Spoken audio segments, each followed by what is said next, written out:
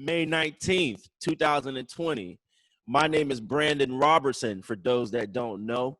And this is a very exciting time because this is something that I've always wanted to do. And I've envisioned myself doing something like this, but I finally get the chance to do it. So I'm very pleased of how this is going to turn out. This is the first episode, everybody, yay. The very first episode of Brandon Robertson Soul Hour. And so the concept of this hour is I'm basically going to be talking to various musicians, music entrepreneurs, educators, folks that I have a close, tight-knit relationship with. And we're going to talk about music. We're going to talk about life. We're going to talk about this pandemic that we're currently living in, because this pandemic has had such an effect on the entire world, not just our nation, but the entire world, that it's changed the proximity and it's changed the flow of how people are normally living their lives, especially musicians and freelance musicians at that. So this is a wonderful platform for us to get to talk to other musicians around the country and see what life is like going for them. And so I asked my dear friend here, Mr. James Suggs, to join me for my very first episode. And what we're going to do is we're going to talk with him a little bit about his background, what his interests are, what his life has been like since he's been quarantined. And then I asked James to pick three records. It didn't necessarily have to be jazz recordings. It could be any kind of music from any genre. And I asked James to pick 3 records that have a soulful meaning to you. So the 3 words I gave him were life, freedom, and perseverance. Those are the 3 words that I told James to think about. And I said, find some records that match those 3 words, and those 3 entities. Okay, so we're going to get right into that in a little bit. But James, I'm going to give you the floor, man. How you doing, man? I'm doing good, Brandon, man. It's such a pleasure to talk to you and to have people tuning in. We need this during these times, that's for sure. Yeah, man, we do, and I'm glad to see that you and your wife, you guys are doing well. You guys are staying healthy. Doing well. How's life in St. Pete? How's it holding up there? It's beautiful, man. The weather's been great. We're not going out obviously as much as we used to, but I mean, it's such a great place. So we're hunkering down and having a good time as much as we can.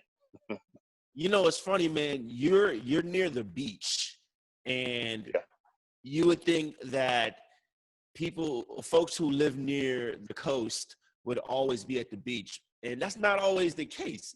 I've talked to a lot of people from your area who don't go to the beach as much as you think I would think they would, since they live so close. So you ready to get back out in the water, man? What's your deal? Man, we love the water. We love the beach. Like I remember talking to a buddy when I used to live in Argentina, and I remember talking to a buddy of mine, and we used to always say, why don't we live near a beach? Like that's possible. Like you can do that. People actually live near beaches. Like, and this is the first time I've ever lived near a beach. So it's, me and my wife, we try to get there as much as possible. So hopefully soon we'll be going back. Okay. Well, man, I definitely, they just started reopening everything down here in Southwest Florida. So for those that don't know, I live in the Fort Myers area, and they started reopening the beaches, and then so many people flooded the beach that they shut the beach back down. And so I was thinking, like, what do you think was going to happen? Everybody's been quarantined in their house for like the last 2 months. So hold up, man. I think your microphone is muted. Oh, go ahead. What did you say? That we're all going stir crazy. That's why everyone ran to the beach. Right.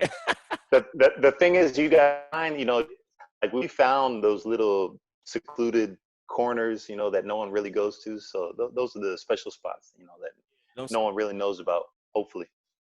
Now, you realize that after them special spots get, revealed, it's a wrap. It's over. That's done. That's why I'm not telling anyone where they are.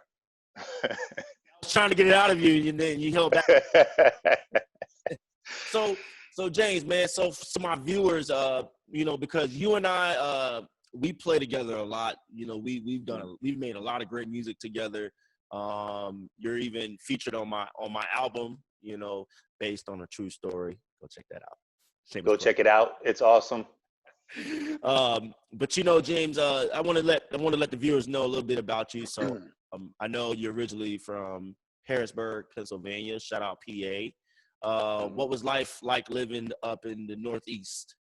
And it was beautiful. I mean, there were no beaches. There was, instead of, you know, shoveling sand, we were shoveling snow. But I mean, it was beautiful. I had a great time. So I lived in Harrisburg for, I was actually born in New York, but I lived in Harrisburg for most, you know, before I turned 1. Lived there for 12 years, and then I lived in Michigan and then Ohio. So it's all basically the same. I mean, you get that same kind of, you know, you see all 4 seasons, and it was beautiful. Great people and great atmosphere. Good, man. Man, you know, it's a lot of mountains up there. I remember touring. We played at the spot in Pittsburgh, and we was driving, you know, through the highway, and I just remember going through I forget the name of the tunnel. It's that famous tunnel through Pennsylvania you drive through, and it's like a mile of just darkness, you know, and it's just sitting on a mountain, you know. That's beautiful. Yeah. What's weird is that we get to Ohio, and then if you go to the middle of Ohio, it's flat. And that was so bizarre because I was just like, wait, for like an hour straight, I'm driving on this highway with this very steep cliff, and then you go further west, and all of a sudden it just goes flat. It just comes completely flat, you know. So I know, man. It's crazy. It's flat like here, like in Florida. Well, speaking of flat, so you went to school across the border. I know you went to college at Youngstown State, right? Youngstown State. Yep. Yep. I did that. My undergrad there. Okay. And how was that scene, man? How was that situation like? Man, it was incredible. Like, you know, Youngstown has always had a bad rap. Like, you know, I remember I did for an English class in college, I did a report, and it like a research paper, and it was entitled, you know, the mob influence, the mob history in Youngstown, Ohio, because I mean, it was just like, I mean, the reason why there was a lot of mobsters there and a lot of mafias, because it was like the middle ground between, you know, the cats would come from New York and go across, and then they get to Chicago, and that was one of the middle places. So it used to be like this happening place, you know, all these, you know, Louis Armstrong and everyone used to play there. And then the steel, like, you know, the classic story, the steel mills closed, and it kind of got depressed. But then, you know, so you go there, and, you know, it's not a place, it's not like a vacation destiny, but the crazy thing about it was Youngstown State University, where I went undergrad at, it was just full of raw talent, you know. For instance, the great Sean Jones was, you know, a fellow classman there. Nice. And there were a lot of great musicians that have gone on and done amazing things, and a lot of amazing professors. And I remember like the jazz camps that I used to go to there. They just bring in everyone. It was incredible.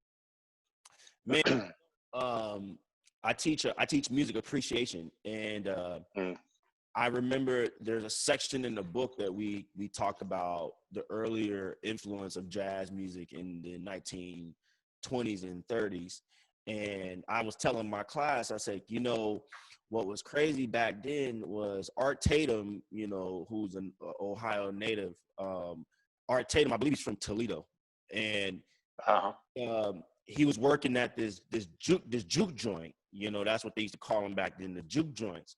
And I think he was either in his late teens or mid to late teens. And, you know, the owner, the club that he used to perform at was owned by a white owner. And he was so infatuated with Art Tatum's playing that he would sneak him in through the back, come and play like 2 sets. It was like 4 nights a week he would come do this and then leave. And one night he got caught, you know, by the local police, and the owner came out and said, listen, if you take this kid away, I would make sure that every single business in this area was shut down. It was like Wow. it was like the mob had like super deep ties. Yeah, of course, of course. It was Yeah, that was. That was big business back then. You know, unfortunately, I wish it was still as big of a business as it was back then. But right. uh, that was a part of their thing. Like for instance, that the Green Mill in Chicago was Al Capone's place.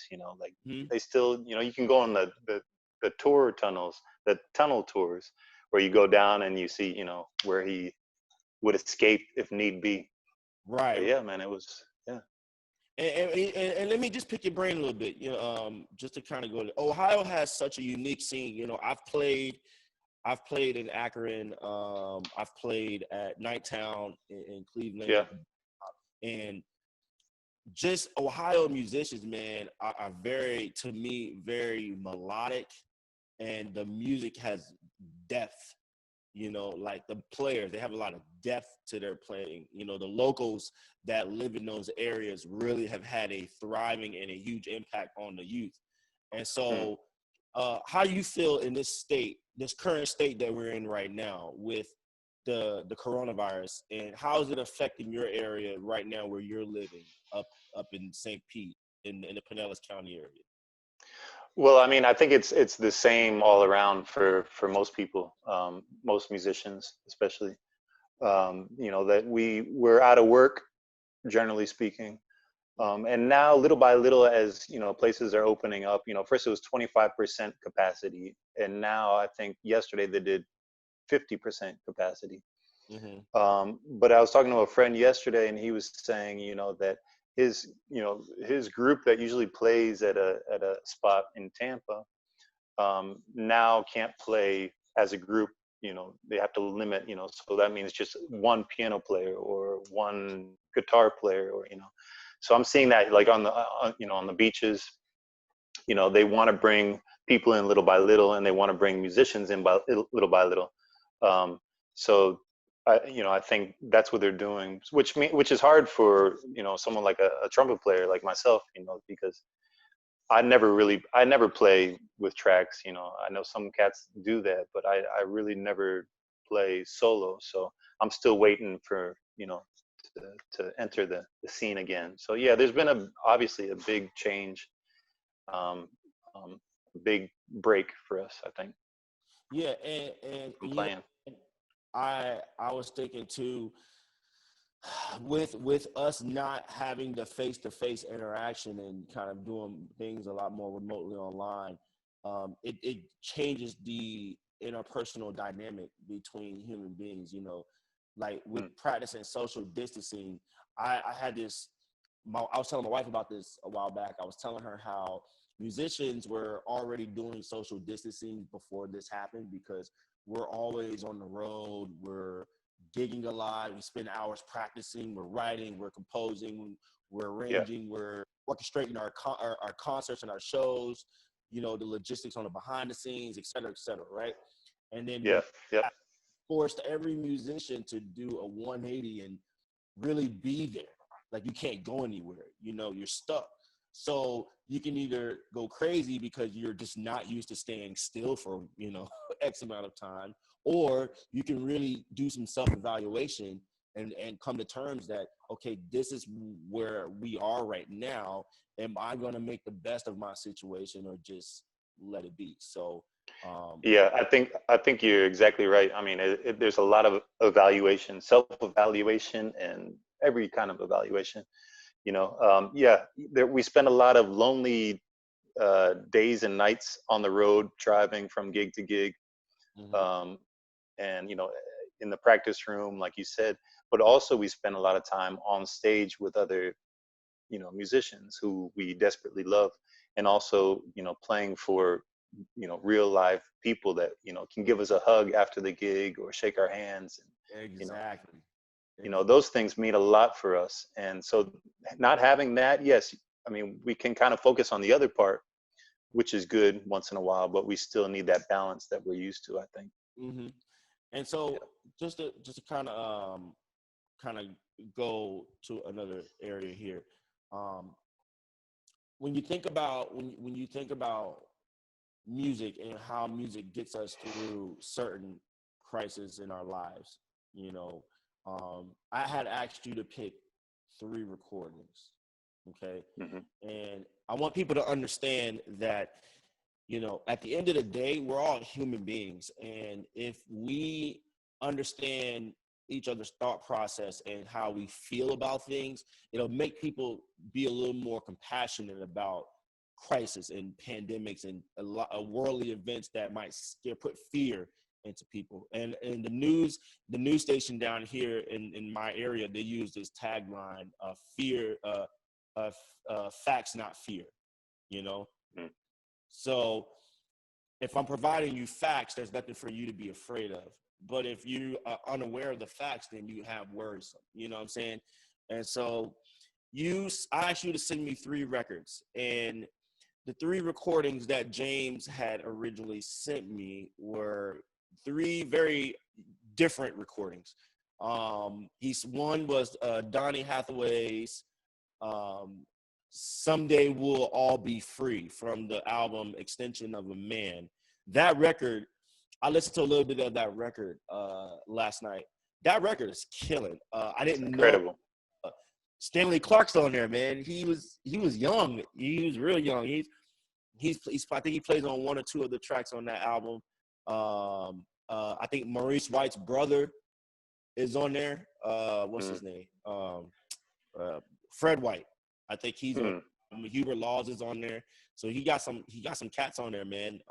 And on this track that I sent you, Someday We'll All Be Free, there's a beautiful trumpet solo. It sounds like a flute. I haven't checked out if it's a flute or not, but it's Marvin Stamm. I don't know if you know him. He's Marvin Stamm, incredible, legendary trumpet player, studio trumpet player. So, yeah, it's okay. a beautiful recording, man. Well, James, for the audiences, for both Facebook and for Zoom here, let us know how this particular song, Someday We'll All Be Free, how is that, what category would you place this song in? Would it fall in the life category, the perseverance category, or the freedom category? And then, well, it has it in the name. It's it's Someday We'll All Be Free. It's the freedom song. It's the hope to be free.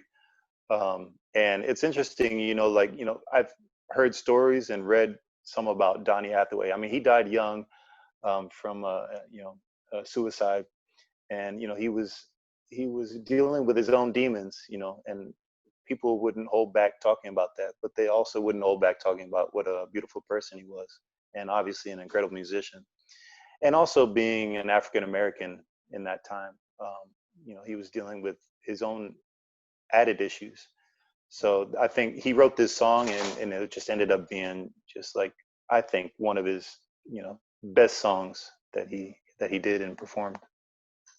okay. And then where did you hear this song? What was the first time you heard this song? Like, who kind of put you on to this record? Man, I think it was in college, just, like in college, undergrad in Youngstown. It was a great time to kind of just, be around people you wouldn't normally be around, and we'd share each other's, record lists, recording lists. So that's I think I found out about Donny during that time.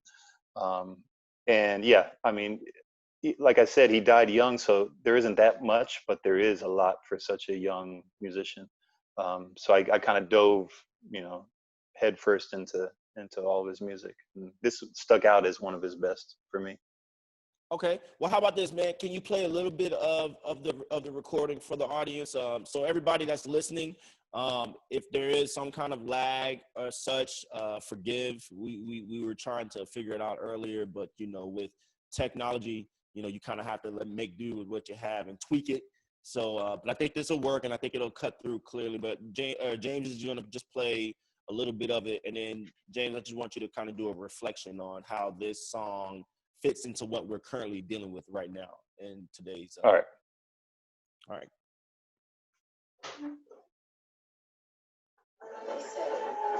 Not that. Wait for the commercial. We gotta wait for the commercial to be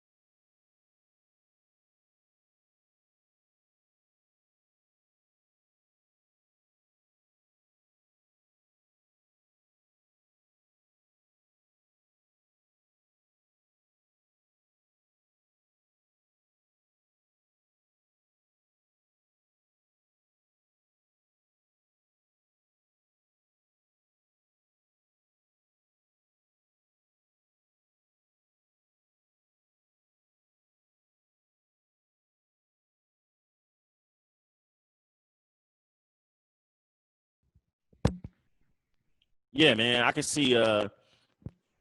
can kind of see why, that song can give you a vibe, and you know what's cool about tunes like that. I miss people making music that that had a meaning, like the lyrics had a message, a direct tie to politically what was going on in the world, you Yeah, know. So exactly. what And it's almost like, the lyrics are, hold on tight. The world is going crazy. Hold on tight. Don't let it get you down. You know, keep believing. You know, Mhm. and then someday we'll all be free. I mean, it's timeless. It doesn't matter what time period in the history of the world, in the past or in the future. You can. This is all. It's all relevant, and it's almost like he was, self-medicating. Like he was telling himself, keep strong. Stay strong. We can do this. I can get through this. Right. And man, I try to think about ways to motivate people around me, like you or my students, my family, my friends and whatnot. And I think what the coronavirus did was it self-checked everyone. We thought Mm, that we could just get bypast this because we're Americans and we have the strongest medical system, the strongest defensive system in the world, and we now realize that a little specimen, just a little dot, hmm, has no barriers. You know? yep. So why is it that during epidemic or pandemic, times or very hard situations that happen in our country, that when those situations happen, we come together. But outside of that, it goes back to what it was, right? And Mm, that's why I call this webinar series Soul Hour, because I want people who are watching this to understand that there's music out there that has a powerful message that can kind of bypass all of the political boundaries that is already instilled in society. And so that's why I yeah. wanted you to kind of I thank you for giving us kind of a clarification on your end on what that record meant to you. Let's go ahead and jump into the second one. This one, I just want you to kind of explain to everybody and just give us a background on how this song has influenced you. His second record, a song that he picked everyone, was Aretha Franklin. Shout out to the Queen. Shout out to the Queen of Soul, Queen of R&B Soul, for sure. Bridge Over Water, live at the Fillmore. Okay, I think this was back in the early '70s is when this recording Yeah. happened. Tell us why. So where does this song fall in category? So you already picked Freedom. So you have Life or Perseverance. For perseverance. Yeah, I think this is life. This is helping each other. This is talking about being a friend. Um, and this is, I don't know if you remember, this is an old Simon and Garfunkel tune written by Paul Simon that she covered. And it was all about, helping out. I'll be your bridge over that troubled water. I'll help you out. And I think that's what we end up. It's funny during this, not really funny, but it's inspirational during these crazy times that you lean on the ones that you can lean on. Mm. Um, you call out to the ones that you can lean on. So I think this is really inspirational, and I love her version. I mean, the audience on this whole recording, this live at Fillmore West. I mean, it's just absolutely beautiful. I mean, everyone's loving it, everyone's digging it, and she's singing her heart out because that's what she did, and it's the lyrics are, like I said, they're timeless, just like the Donny Hathaway tune. Feminism that was occurring in the '60s. When we talk about where women's stands were during that time period.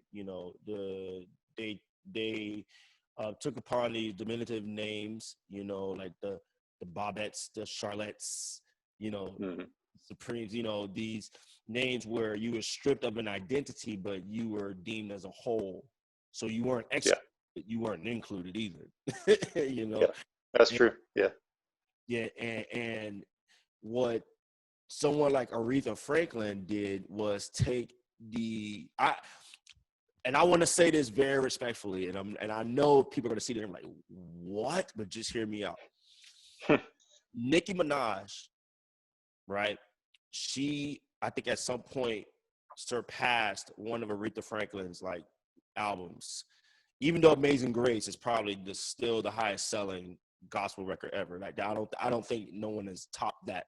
But in terms of her how much albums she has sold over of a career span, I think Nicki Minaj surpassed that.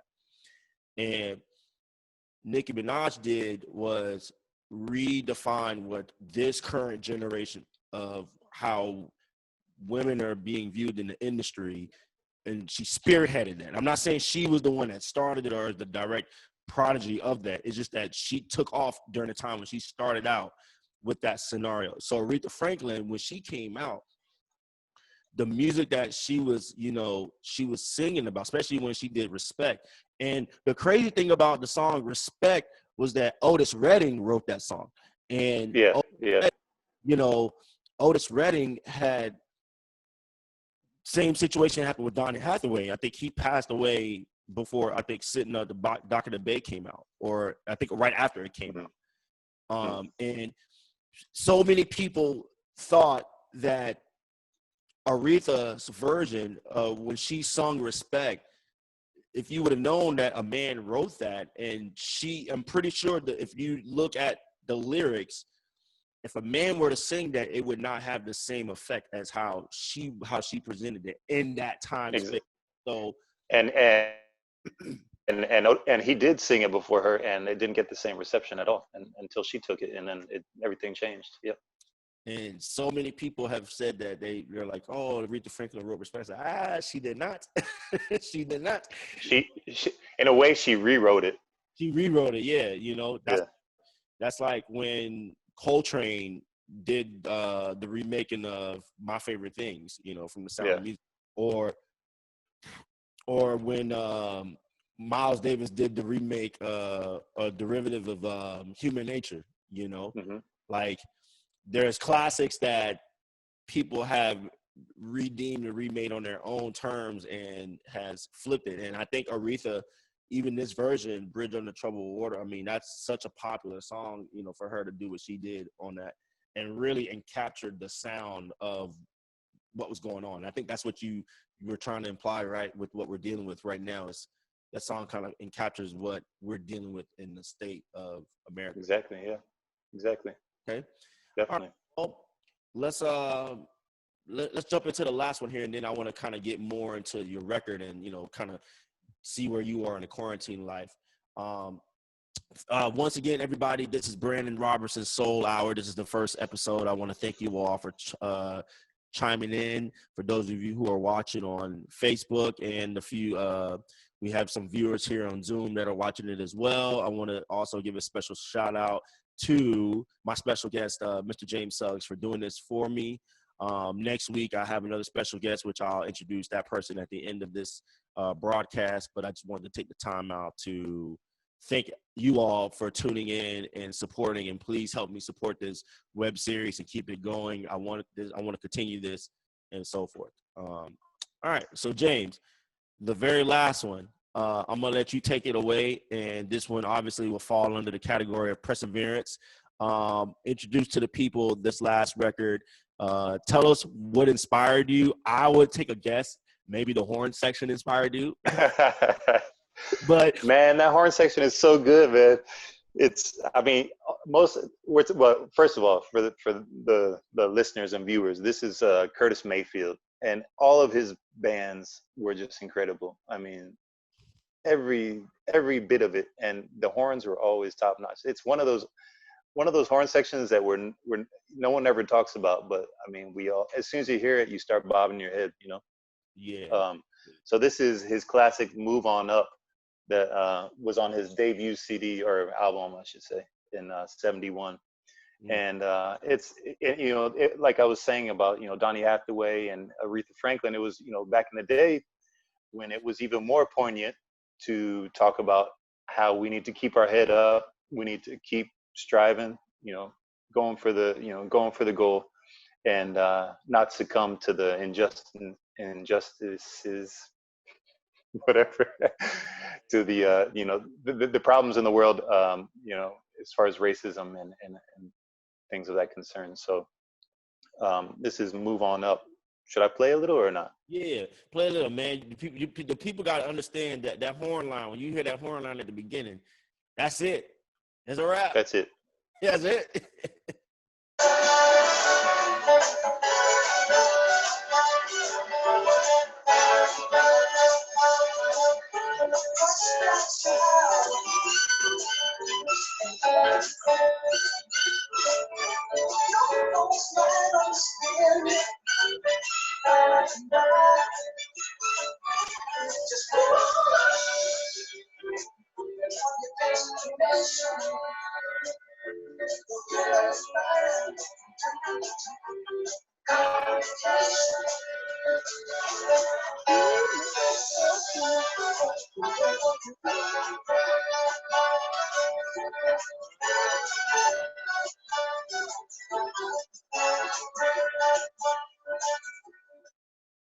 I tried to play that once with a band, and it didn't work out that well. Yo, I'm gonna keep it real with you. I'm gonna keep it all the way real with you. When you listen to the Gap Band, Earth, Wind and Fire, Dooley Brothers, CC Wayne, Weather Report. When you listen to Parliament, when you hear those bands, or Kool and the Gang, Casey and the Sunshine Band, man, like the horn sections is important. It's almost a rite of passage when you start to venture into the R&B and pop world, like when you exactly play gigs and stuff, and when you call certain tunes. And I've done. James and I have I think James have played with these guys before, but James and I have had the opportunity to play with the local, not even local, I would say a nationwide band called Bay Kings. Have you played with Bay Kings before? Have you done anything? Yep. I play regularly with them, yeah. And quick funny story. The first time I played with them was in Destin, Florida. And at the time I was living in Tallahassee. I was going to grad school. I was attending Florida State at the time in graduate school. And I was playing with cats from Orlando, Tampa, and Jacksonville. And we get there, and first, none of us had never met, which, James, a lot of the time, the Bay Kings bands, they just mesh a bunch of musicians together. And the majority of the time, if it's not a local group, it's from cats all around the state. So you've never met this person. You don't know how they sound, what they know, et cetera, et cetera. They send us these long lists. It has to be like 80 songs on these lists. There's like a long list. And you get to the gig, and as a rhythm section player, it's imperative that you know the bass lines to these songs. It's like people will flip out if you play one note different from what it sounded like on the original recording. This all exactly is implied with the horn sections. So if you play of course music, you have to play the horn section exactly as written. If you play any, like I said, Gap Band or Kool and the Gang, Hollywood swinging, ba ba ba da da da da da da da da da. That's like exactly. and the thing is, as musicians, we think that okay, like you just sang it, I think, okay, I can sing it, I can play it. If someone calls that tune, all right, I can play it. And then you realize you've never played it in your life, and you're like, as soon as you mess up one note, everyone starts to look all eyes on you. It's incredible, but it's important. Like, I mean, there's some of them are simple lines, like the one we just heard is kind of simple, but it's really difficult. The Curtis Mayfield tune, but still, like every note has to be spot on. Like Earth, Wind and Fire, September, it has to be spot on. If not, it's not the same tune. Right. And what do you feel about that in terms of the 3 recordings that you picked out? How have these records inspired you in your playing and your thought process as a musician? First of all, I mean, it's what I love about soul music, and the reason why I picked 3 soul tunes is because, you know, it's the soul hour. It's your soul hour. And I wanted to, you know, kind of stay true to that and not, you know, pick other styles. But a lot of times with soul music is, you know, it's just that, it's for your soul, which means it gets down to the basics, but that doesn't mean that it's basic in value. You know, the bass lines, the drums, the keys, the horn lines, the voice, the lyrics, everything is really simple, but it's simple enough to go right to your soul, but not too simple that it doesn't mean anything. And I think that's something that I learned a lot from this kind of music is like it's the best, you know, a lot of times my wife and I will be in, you know, in our place and we'll just listen to soul music and it's something, and that's, you know, it's the best name for that music because it's helpful for the soul. It's really beneficial.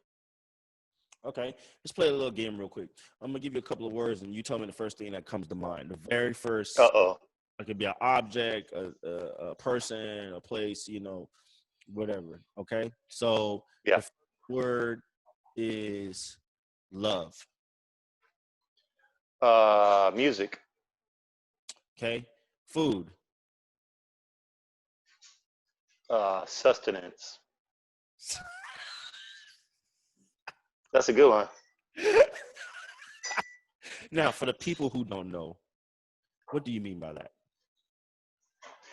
What do I mean? Sustenance. It's what keeps you going. It's what keeps you going. It's what gets the machine to work properly.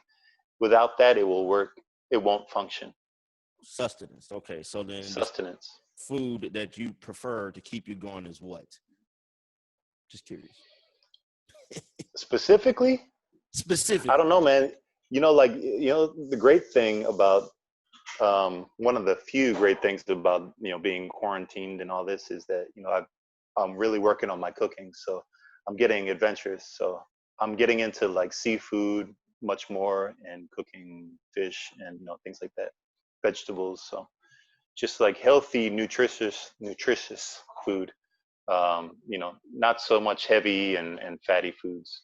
So Yeah, man, you're a lean guy, man. You're pretty fit, man. You know, I mean, you play a lot of trumpet, so it's a lot of mechanics doing this for.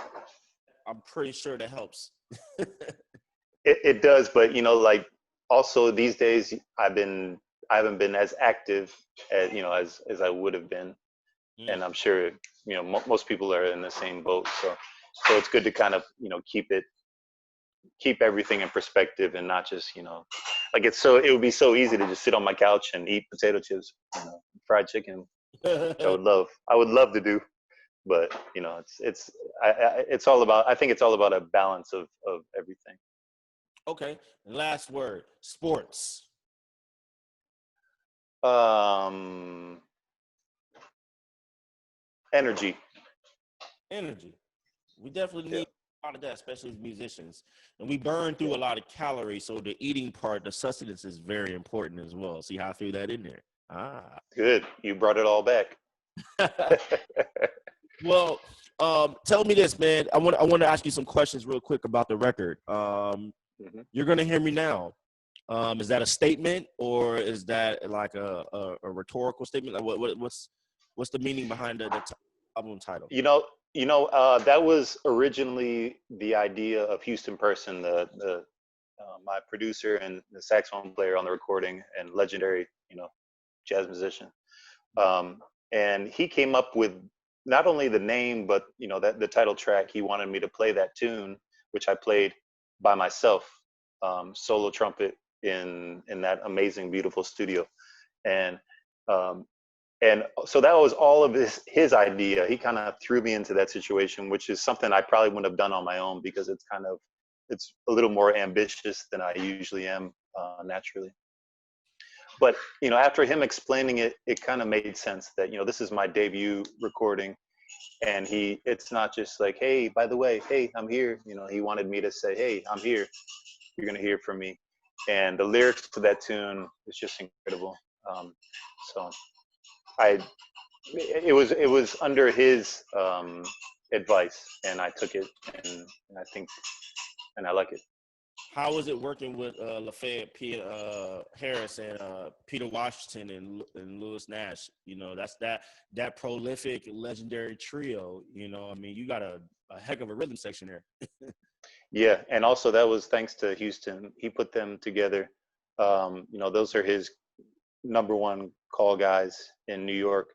I've been a fan of those guys since.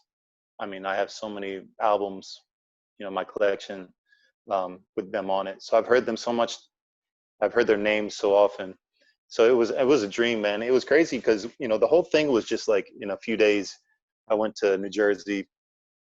The rehearsal was the day before the recording in New York, in Manhattan, and that's where I met the guys in the rehearsal studio. And I was so nervous. It was funny, you know. I was, you know, Houston drove us, me and him, to the rehearsal, and we were talking. You know, like we have a good relationship, so we were talking a lot. And at one point, I just got quiet, and he looked over to me and he was like, "You all right, man? You all right?" And I said, "Yeah." That's when everything started to sink in. Like, we're getting close, you know. Like, this is, you know. And he understood that, you know, and he kind of built me back up and helped me through the situation. But yeah, so I mean, and it was kind of like unnecessary to get nervous and worried because those guys ended up being just like the most beautiful people ever. And not just musically, not just, you know, sharing the music, but also just, you know, talking and making me feel comfortable. Man, how was it? Can you let everyone know the famous recording studio that you had honor of? Rudy Van Gelder studio, yeah, in Inglewood Cliffs, New Jersey. It was incredible, man. I mean, that was also a scary point in the, you know, like leading up to the recording, because, you know, if you Google this studio, I mean, Van Gelder moved from his parents' apartment to this studio in 1959, I think. And since then, almost every classic jazz recording has been recorded there. I mean, you know, the Duke Ellington and John Coltrane recordings, and you know, Lee Morgan and Kenny Dorham and Blue Mitchell. I mean, there's so many. The list is just staggering. Mm-hmm. So going into there, first of all, you know, before I even entered the building, it was just, you know, it was this sense of awe. It just felt like I was walking into this, you know, it's like a museum. It's like a historical landmark. But then, you know, the whole thing, it's just massive, and it's all wood, big wooden structure, and you can smell the wood. And at one point, you know, there were all these just like random things, like the, you know, Maureen Sickler, who, you know, worked with, she was basically Van Gelder's understudy. Mm-hmm. And she was there for a lot of the stuff. And at one point, Houston asked if he could, you know, set his saxophone case down on a chair, and she said, "That's fine. That's where Coltrane used to set his saxophone case."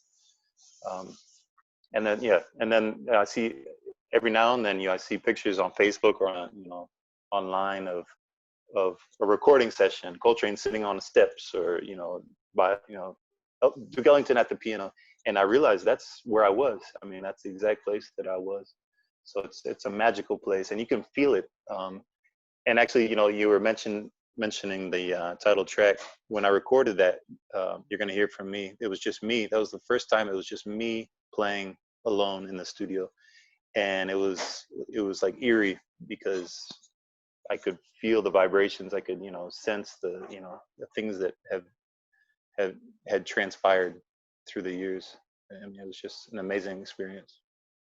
Man, you know, I've always tell my students that, you know, never take things for granted. You know, one of my students asked me one time, they said, "Professor, you know, what's the worst gig you ever played?" I said, "I played a gig where I made $1." He said, "You literally $1?" I played for 4 hours and I made $1. He said, "Oh wow." Said, well, the importance of that gig was that it was the first time I played electric bass on a gig in college.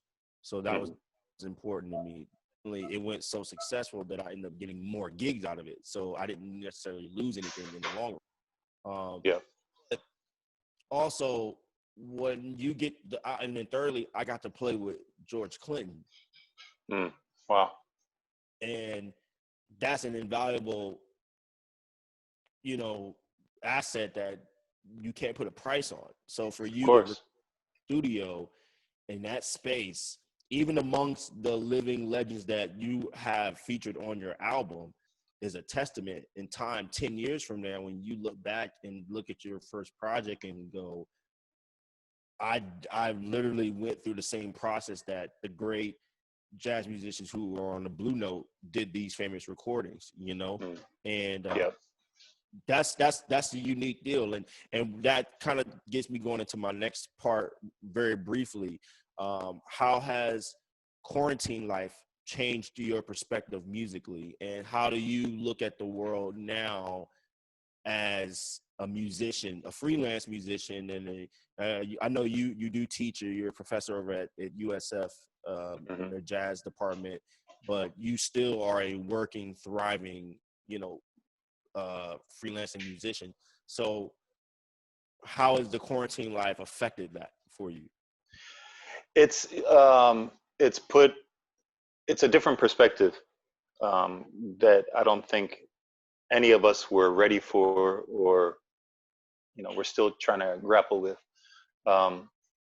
It's weird. It's kind of a loss or a question of identity. Before we were always working musicians, some of us, fortunately, and now it's kind of like our identity is being put into question, which I think is factual, really. If this whole thing is done in a couple of months, we're going to go back. Or if it's done in 2 days, we're going to go back. Or if it's done in 2 years, we're going to go back. I mean, so it's just kind of like putting things on pause. So yeah, it's a change of perspective. It's trying to figure out, okay, now since I can't do what I'm used to doing, why can't I do something else, or try something else, or focus on other things? So that's what I'm finding myself doing, is focusing on things that I maybe didn't have time to do in the past. So it could be technical things or musical things, listening to recordings that I didn't really take time to really listen to before. So that's what I'm trying to just like keep the eye on the prize. It's obviously it's hard and it's depressing, but I think what we have to do is kind of, just like the songs that we were talking about earlier, those albums, we have to keep pressing on. And so my last, I want to leave on this point here, and that way I can kind of open it up if anyone has any questions for you. What is James doing now to prepare himself for when the quarantine is lifted permanently, and we go back to a new state of living, because it would not be normal. It won't be the same as it was before this happened. We know there's going to be a lot of more permanent restrictions that are going to be embedded and implemented into our livelihood. And so how is your preparation on that topic preparing you for that, once everything gets lifted and we go back to our normal state of living? I think, I don't know. I mean, I think it's day by day preparation. And sometimes, it's funny talking to you and talking to other musician friends through these, this time. We're all trying to figure out other ways, other methods, and some are hits and some are misses, and I think that's kind of it. That's what we're used to as musicians, is trial and error. Keep trying until you realize that it's impossible, and you take a left turn or a right turn, and you try something else. I think that's really the only thing we can expect of ourselves, is to keep trying. As far, like to restate, what I'm doing is just I'm trying to work on my own technique, as far as playing the trumpet, because I think, you know, it's crazy. I remember not so long ago, um, longing for days where I just, you know, like have a whole weekend off. Like to me, that was like Friday, Saturday, Sunday off. Can you believe? No, I don't even know what to do with myself. You know, Right. like do I go out? Do I go to a movie? Do I just, you know, stay at home, Netflix? You know, what do I do? Like, you know, like the options are endless. And now it's like, okay, I'm done with I'm done with it. I'm done with staying home. You know, get me back to work.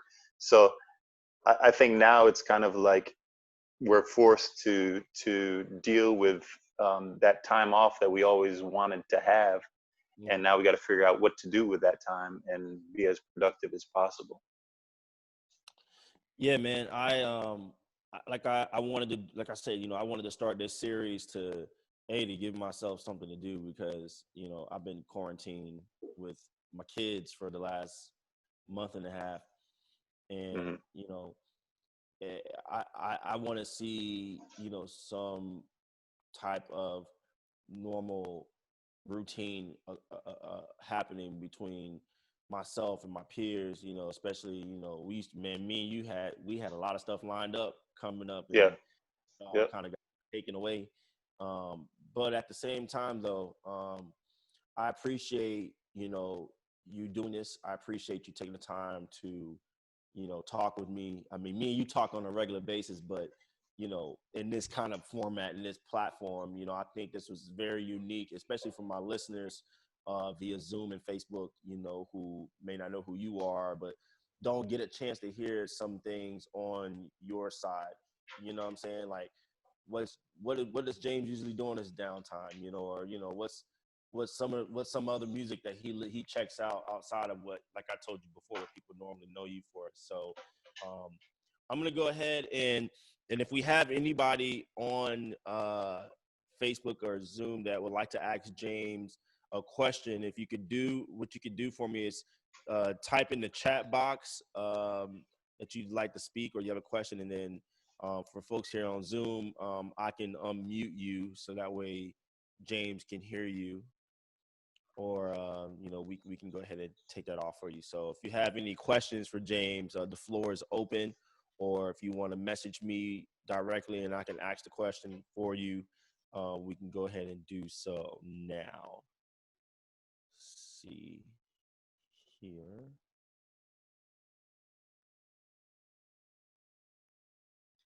Uh, let's see. Oh. Let's see, run that.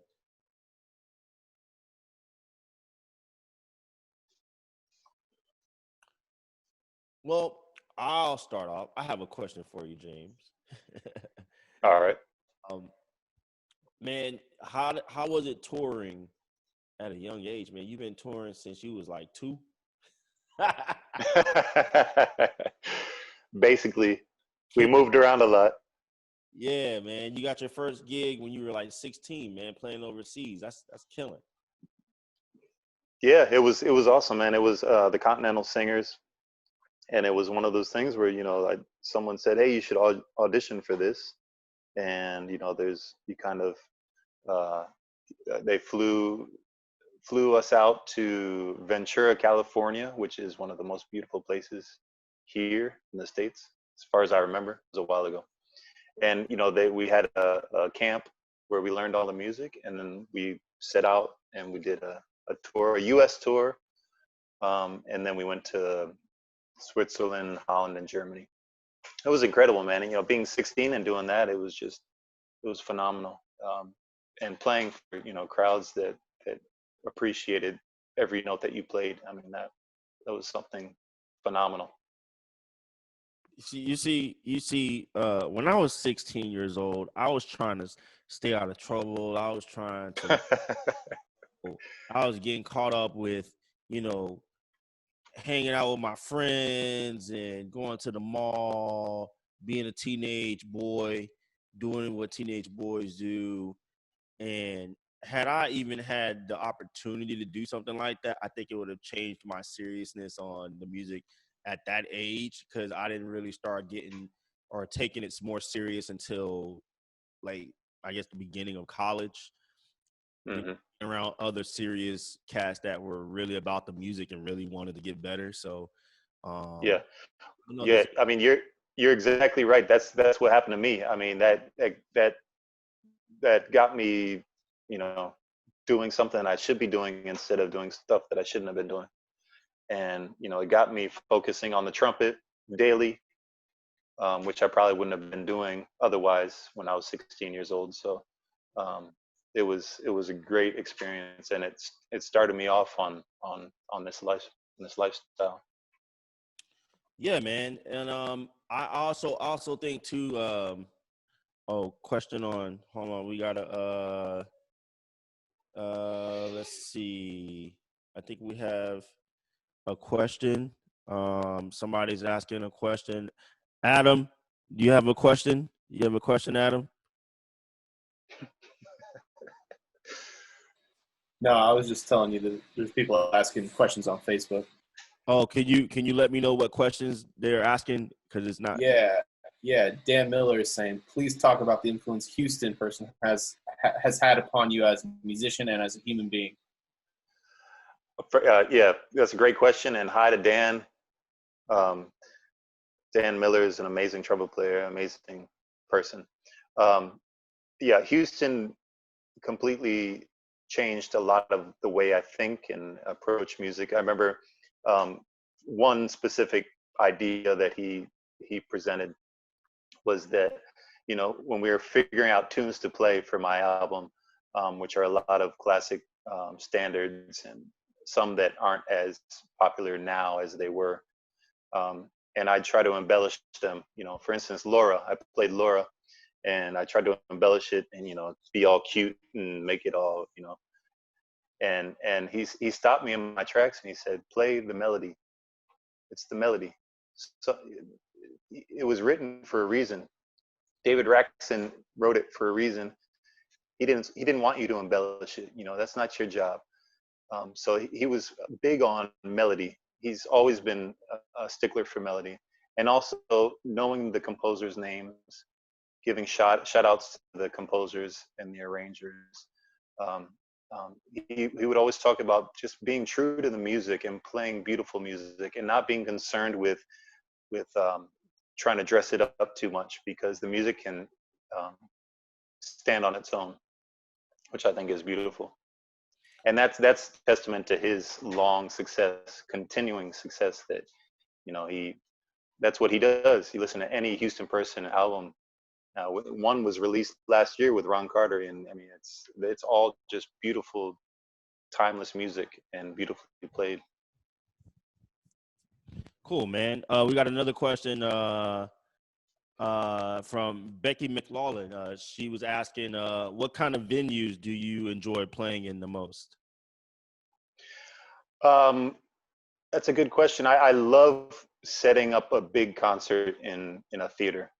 I love, you know, putting on a suit and, you know, the nerves that come with it, and, you know, thinking about how I'm going to introduce a tune, thinking about, you know, making two sets, you know, the first and the second, and maybe I have to cut this, you know, I love the whole planning and presentation of it. Obviously, I also love playing in bars and clubs, but still, it's a little more, you know, meaningful, I think, to play a nice venue like here we have at the Palladium Theater in St. Pete, for instance. Nice. Okay. Well, I think James at the moment, I think that's it, man. I think we don't have any more questions. All right. Take the time out to first thank my special guest, Mr. James Suggs, for joining us. If we get a virtual clap off from everybody via Facebook, Zoom, yay. Thank you. The very first, and it was successful. I really do hope. Congratulations, man. Oh, thank you, man. I couldn't have done this without you and the listeners as well. I want to take time to thank our listeners, both on Zoom and Facebook, for spending an hour with me to chat with James. We went through a couple of records, talked about some various topics. So it'll kind of be like the same format every Tuesday. So this will be every single Tuesday at noon. It'll be a different personnel each week. I want to also give a personal big shout out to my right-hand man, Mr. Adam Klein. That's my dude. Yeah. Anybody listening that needs any audio or engineering projects done in terms of mixing or recording, Adam is your guy. Please check him out. 1415 Music. He's on Facebook. He's on Instagram. Please make sure y'all give him some love. 1451. My fault. He just corrected me. But yeah, he's my audio guy who helped set me up with all of my audio equipment that I'm using right now. So shout out to Adam for that, for 1451 Music. Appreciate you. Next Tuesday, I will be having special guest, international pianist and doctor of jazz piano, Mr. Dr. Zach Bartholomew. Dr. Zach Bartholomew will be joining me, and he is a wonderful, close friend, colleague, brother. I've known Zach now for almost close. We're pushing close to 20 years now, man. We've known each other for a very long time, and we were in a successful trio together for 6 years, and it's going to be great talking with him. He'll be joining me next week, and then the following week I will have actually Tampa-based legendary jazz trio La Lucha. Those are James folks. I will have La Lucha here interviewing those guys. Those are my dudes. Their trio is probably one of the most killing trios out of the state of Florida, hands down. Like, those guys are the real deal, and they've been playing together for a very long time. So I'm curious to talk to them about that. So yeah, once again, this is Brandon Robertson Soul Hour, and I appreciate you all joining me today. James, thank you again, man, for joining me. I appreciate you, brother. Thanks so much for having me, and check out, to everyone else, check out Brandon Robertson Music. Please check out his CD that I recorded on. It's great music, and Brandon's doing great things in this community. So thank you so much, Brandon. And where can they find your album, James? Got to let them know. Tell them about your record. You're going to hear from me is the name of it, and you can find it everywhere online, or contact me and I'll send you an actual physical copy if you'd like. But yeah, it's everywhere, fortunately. Well, hey guys, take care. Next week we'll be back at noon for another hour for episode 2 for Brandon Robertson's Soul Hour. Thank y'all very much. Have a wonderful day, and live, love, and laugh. God bless.